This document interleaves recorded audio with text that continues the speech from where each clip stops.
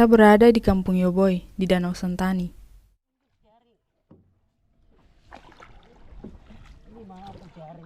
Pagi itu bersama Mamu Cetokoro, kita akan lihat hasil jaring ikan yang telah dipasang semalam.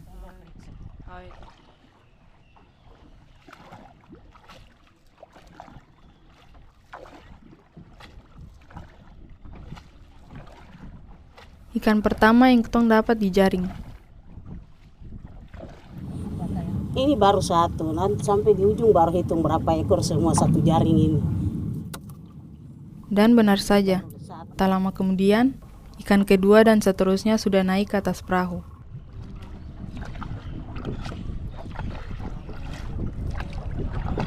Mama lepas jaring jam berapa nih?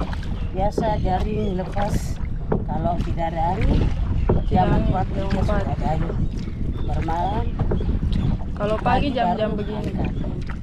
Kalau angin jam 1 dari laut lepas.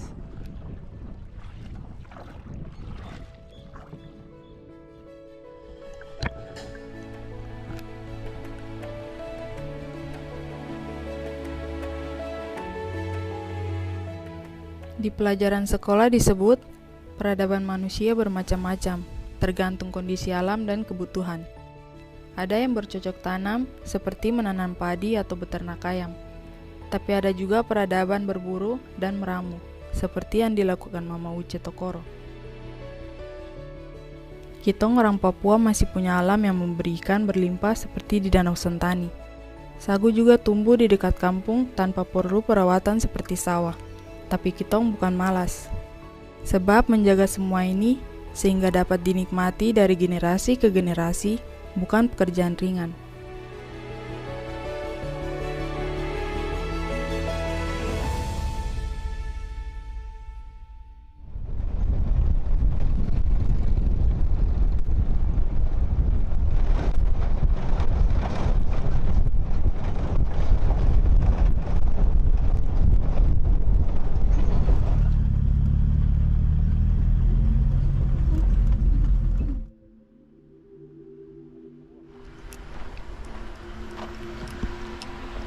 Kakak, saya bersama Om Miki Masita, salah satu masyarakat adat yang punya tanah dekat perkebunan sawit di Kaure.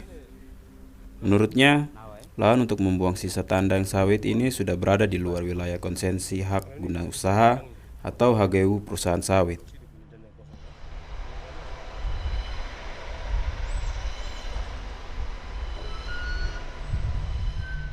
Perusahaan juga mengambil lapisan tanah yang mengandung humus dari hutan ini untuk pembibitan.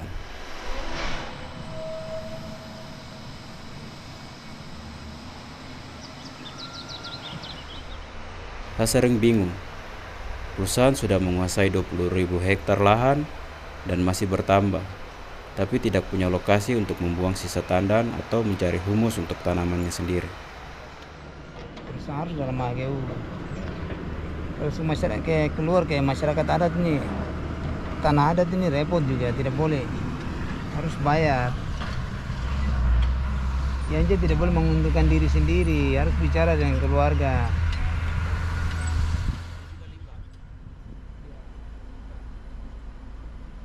Ditemani Om Miki Masita, saya berbicara dengan sejumlah masyarakat adat yang telah 30 tahun hidup di perusahaan sawit. Perusahaan ini kini mengembangkan plasma atau perkebunan rakyat, tapi warga tak ingin tanahnya diambil lagi. Lagi pula, perkebunan plasma yang dikelola masyarakat seharusnya sudah dialokasikan sejak awal. Plasma sudah ada. Kita ini masih raba-raba, plasmanya ada di mana? Baru saya mau kasih lahan baru lagi. Mau siapa? Itu omong kosong. Plasma sudah ada. Yang di HGU itu cuma berapa kali berapa yang ada di pabrik itu. Saudara siapa? Yance sudah kasih. Itu tanah negara itu. Yang sudah di HGU-kan. Itu begitu, Pak. Bapak-bapak, begitu. Itu sinar mas tutup itu. 2 injak masyarakat. 2 injak saya pakai dari sini. Saya punya dagun jadi pelat kayak ular. Itu. Saya bisa bongkar. Saya orang murni yang bicara. Saya tidak pengemis di Sinarmas, tidak ada. Kau siapa? Makanya mau buka lahan baru kami tidak kasih. Karena menurut data yang kita temukan itu, yang di dalam areal perkebunan untuk Sinarmas 2 punya lahan inti itu hanya 600 hektar saja di dalam. Yang lebih dari itu kebun rakyat. Jadi orang bikin laporan ke pemerintah kalau mereka Iya, sudah menyelesaikan persoalan di dalam hutan adat. Nyatanya tidak ada plasma. Katanya tidak ada, Pak. Saya punya tanah berapa hektar kok belum bayar. Sedangkan saya juga belum dapat bagian. Kok pernah kasih berapa triliun untuk saya? Oh, enak saja. Itu begitu, Pak. Bapak-bapak yang datang. Yang saya alami itu yang saya bicara. Saya tidak dikenal. Walaupun saya orang Lere, orang Kaure. Saya lahir di sini. Saya punya tanah darah. Kenapa orang Sinarmas dia menyangkal saya? Memangnya kok siapa yang datang dari sana? Dia harus hormati saya. Selamat datang Bapak. Karena saya yang punya tanah. Saudara yang datang cari makan di saya punya bumi. Sawit memang menyerap tenaga kerja. Tapi sebelum ada sawit, ketong bukan pengangguran yang hanya tidur-tiduran terus dapat makan. Ketong harus berburu, memancing, menanam ubi, atau mengelola sagu agar bisa makan atau dijual. Tapi karena hutan dan sungai sudah berganti sawit, agar bisa hidup, masyarakat harus mencari uang untuk bisa makan dan memenuhi kebutuhan lain. Karena harus punya uang, mereka pun bekerja menjadi buruh di perkebunan sawit. Tapi seharusnya masyarakat tak hanya menjadi buruh, tapi menjadi mitra perusahaan lewat perkebunan plasma, atau bahkan ikut menjadi pemilik perusahaan, sebab mereka yang punya tanah.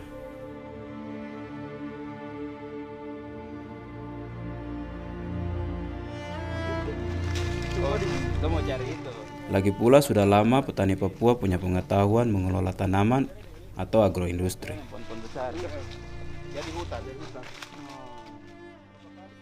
Petani di Gresik Selatan mengembangkan coklat organik untuk diekspor ke Jepang. Kebunnya pun dikembangkan dengan sistem tumpang sari, dengan membiarkan pohon lain seperti matoa atau durian tetap tumbuh. Metode yang sebenarnya tidak dianjurkan dalam sistem tanaman tunggal atau monokultur. Tapi kearifan masyarakat adat tidak pernah bergantung pada satu jenis tanaman saja.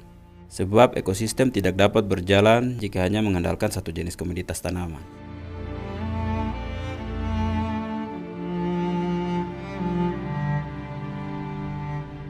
Ekonomi masyarakat adat memang berbeda dengan ekonomi perusahaan. Masyarakat Kampung Yoboi menolak saat ada perusahaan yang akan mengolah sagu mereka.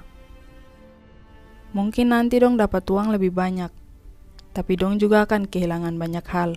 Seperti hutan sagu, tempat bikin konten TikTok ini. Bukan, saya maksud seperti sumber protein yang tinggi ini.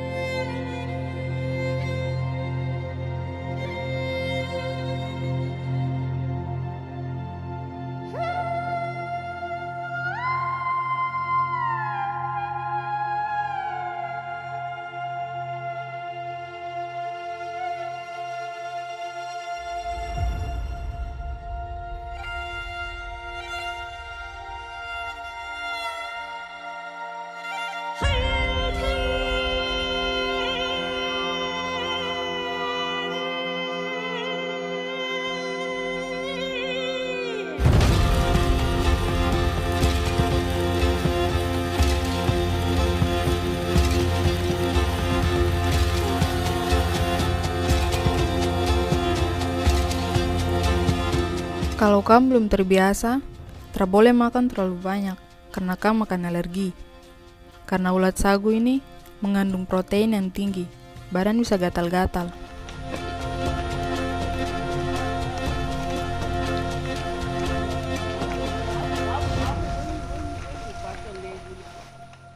Dalam satu pohon, selain protein, tentu saja sagu adalah sumber karbohidrat utama orang Papua. Meski sekarang sudah banyak yang makan nasi, terutama generasi seperti Sa. Tapi setidaknya, tumpu makanan masih lebih beragam. Jadi karakter masyarakat adat itu memang tidak mau tergantung pada satu jenis tanaman atau sumber ekonomi saja. Dan begitulah sebenarnya alam dan ekosistem bekerja.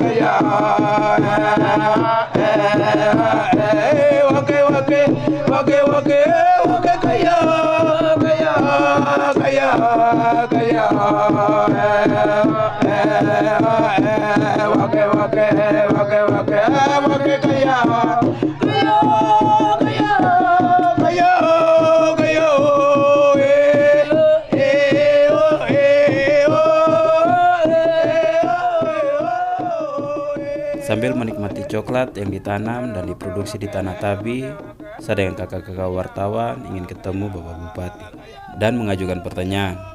Dengan beberapa hal baik dari sistem adat, mengapa pemerintah tidak meniru dan tinggal pakai saja untuk menjalankan pemerintahan atau pembangunan di Papua? Bukankah katanya Papua ini punya otonomi khusus? Untuk apa kita repot memakai cara lain yang belum tentu sesuai dengan cara hidup kita? Tapi kalau ada hal dari luar yang baik, kita bisa bikin dan tiru di sini toh, seperti es krim ini.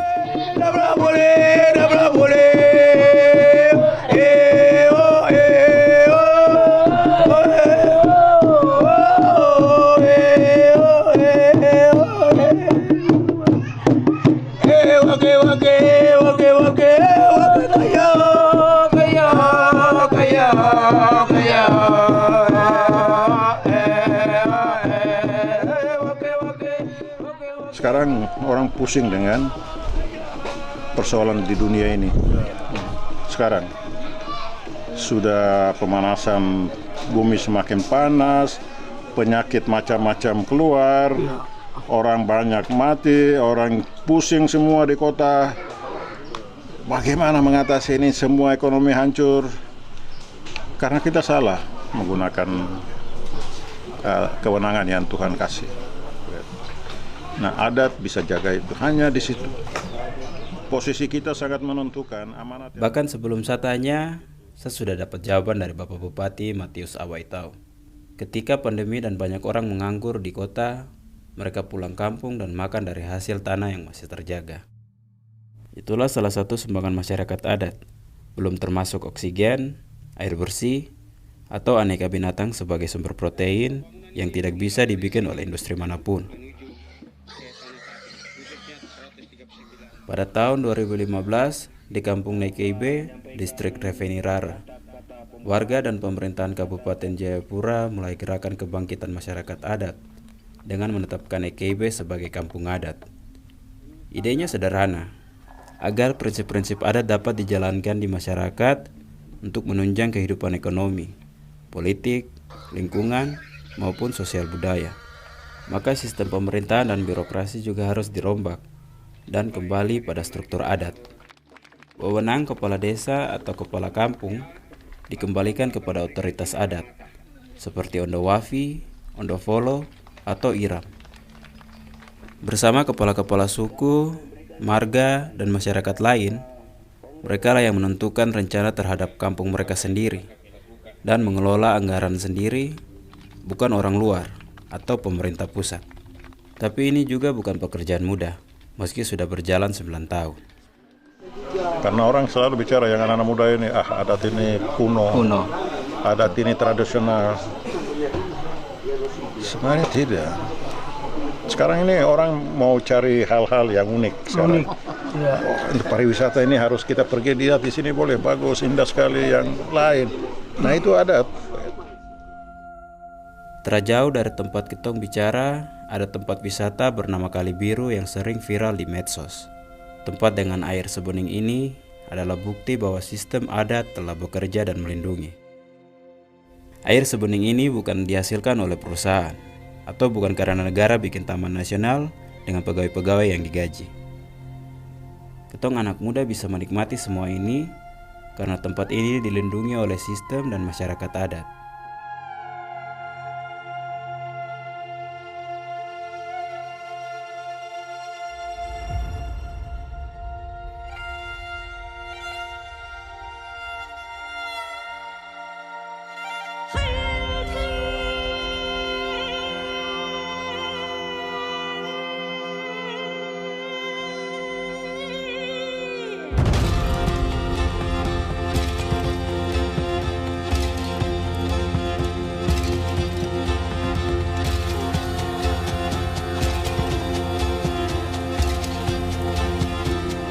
Tapi sambil menyelam, saya masih penasaran. Kenapa kampung pertama yang ditetapkan sebagai kampung adat adalah Nekeibe? Ada apa di sana?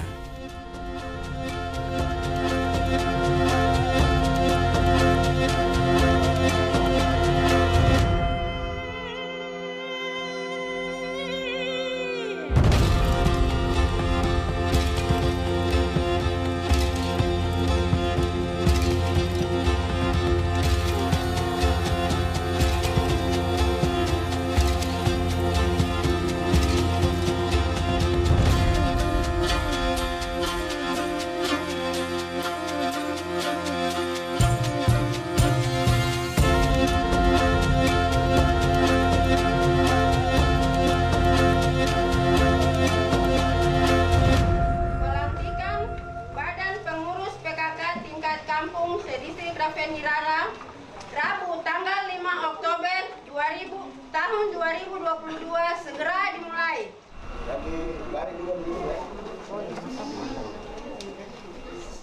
Di kampung adat ini, pengurus PKK dilantik oleh Ondowafi atau tetua adat, Bapak Gustav Toto. Pak Distrik dan pejabat pemerintah lain ikut menyaksikan. Tapi status kampung adat tentu bukan soal seremoni belaka. Yang lebih penting, apakah masyarakat adat berdaulat atas masa depan kampungnya sendiri.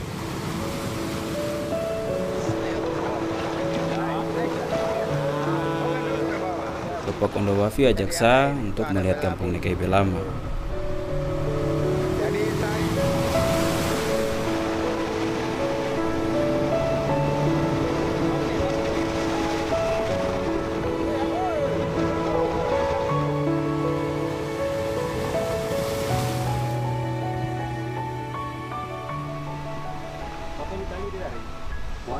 Dan sebagai anak pertambangan yang belajar geologi, saya langsung terpukau melihat pantai dan muara sungai yang mengandung pasir besi. Apa namanya? Ya, pasir besi ini kita bisa lihat langsung dari danau langsung bisa lihat. Anak orang yang sekolah aja. Ini barang sudah yang sudah kaget. Iya. Dari dalam tanah. Ini dari dalam tanah ya? Dari bumi. Ini besi ini kalau ini dia punya pasir besi. Terpsangka. 5 kilo juga termampu. Biasa kalau di pesisir, ini dia bekas kikisan dari atas dari gunung ke bawah sampai ke muara. Tapi ini memang sudah di sini ya? Iya, sudah dari ini semua kalau tarik ini semua pasir besi. Ya. Dari dulu memang sudah ada. Sudah jadi. Dari dulu sudah ada. Maka nanti 6 bulan dubes kerajaan Inggris dulu itu, Belanda itu, dia datang ambil air saja. Kalau dia tidak ambil ini, disebut apa? Nanti periksa kan air ini belerang. Jadi belerang jawab kandungannya seperti apa? Ya, air. Lewat air. Ini salah satu kekayaan alam yang paling banyak diincar. Dan hanya sistem adat yang kuat yang akan melindungi ini semua. Lagi pula, kekayaan alam bukan hanya bahan tambang. Saat berjalan ke dalam hutan rimba, saya menemukan yang jauh lebih berharga dari pasir besi.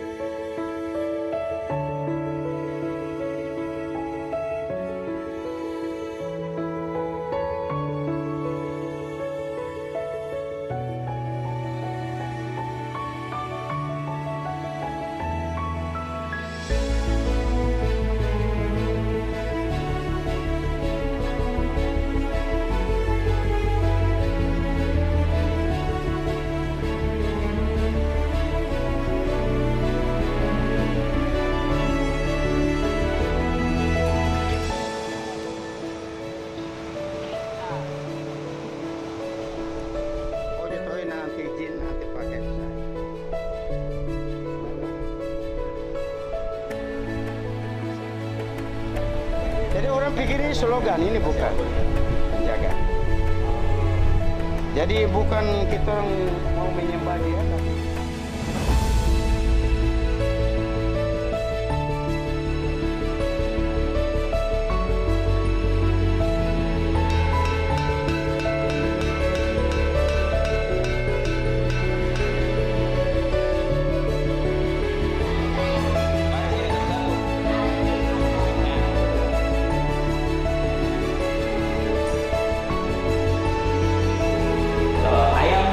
bebek, sapi, mari sini.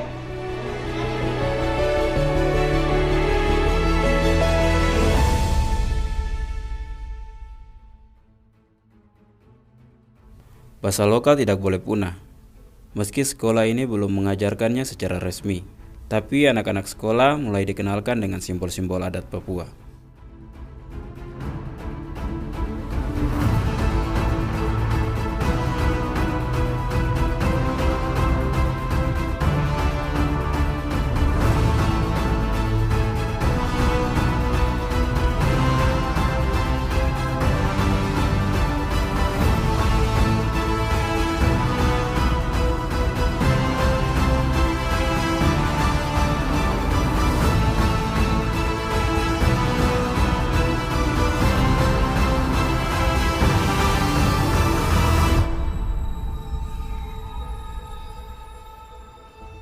Sementara di Kampung Yoboy, Mama Hanifele mendirikan rumah baca yang juga mengenalkan adat dan kesenian Papua pada anak-anak. Ini topi, artinya dong ukir seperti ini itu adalah simbol-simbol dari setiap suku yang ada di tanah Papua. Nah, ini suku Sentani, keton di Danau Sentani. Jadi dong ukir begini, dong tahu, oh itu ukiran dari Sentani, begitu. Jadi ini dari kulit kayu. Jadi ini hanya imitasi saja, jadikan warna-warna cendrawasih, ada hijau, ada kuning,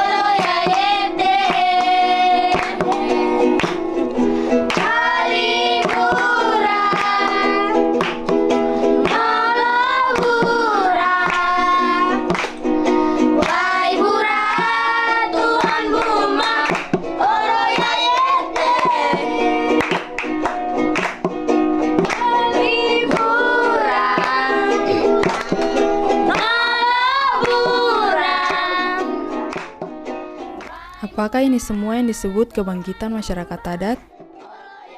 Semoga saja. Tapi yang lebih penting, apakah semua ini benar-benar dipraktikkan dalam kehidupan sehari-hari? Dalam keputusan penting, Bapak-Bapak Ondofolo, Kepala Suku, dan Marga, dalam keseharian kitong, orang Papua, agar adat tidak hanya menjadi simbol-simbol, seremoni untuk menyambut tamu, atau kitong yang masih anggap barang kuno.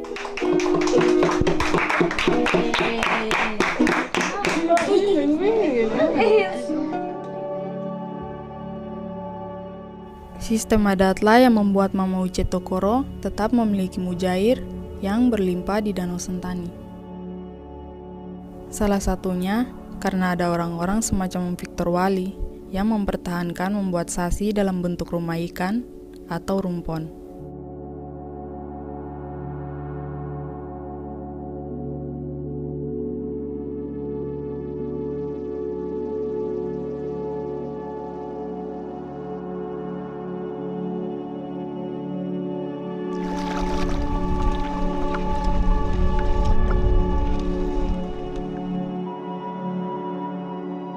Ikan bertelur dan anak-anak ikan menetas di sini.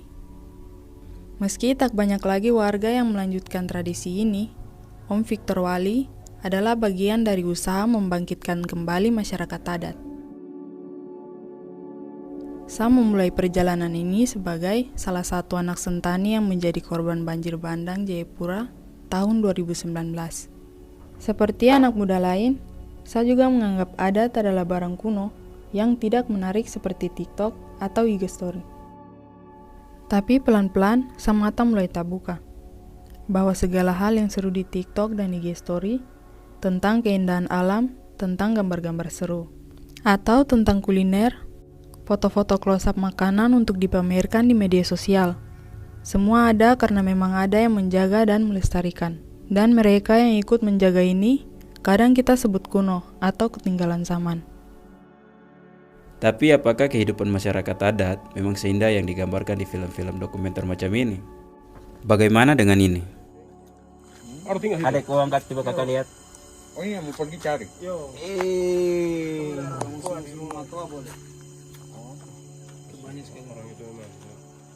Tembak ya.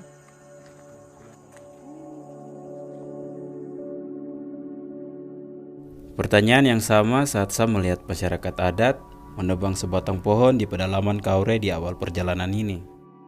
Tapi sebenarnya, siapakah yang paling mengancam ketong punya hutan? Kakatua dilindungi karena dia ditetapkan sebagai binatang langka. Tapi kira-kira mana yang paling membuat kakatua cepat punah? Warga yang membunuh secara terbatas untuk konsumsi sendiri, sehingga memberi cukup waktu kepada habitat kakak tua untuk pulih dan berkembang biak kembali. Dan ini sudah dipraktikkan ribuan tahun. Atau seluruh ekosistem dan ruang hidup kakak tua yang berakhir dalam skala seperti ini.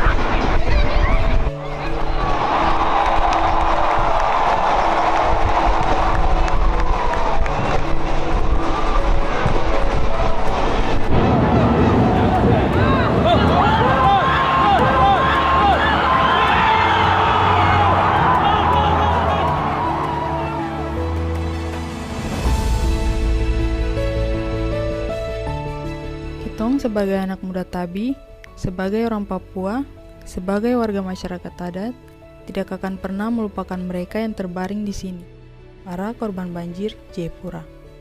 Mereka telah menjadi pengingat ketong semua untuk selalu merawat kehidupan.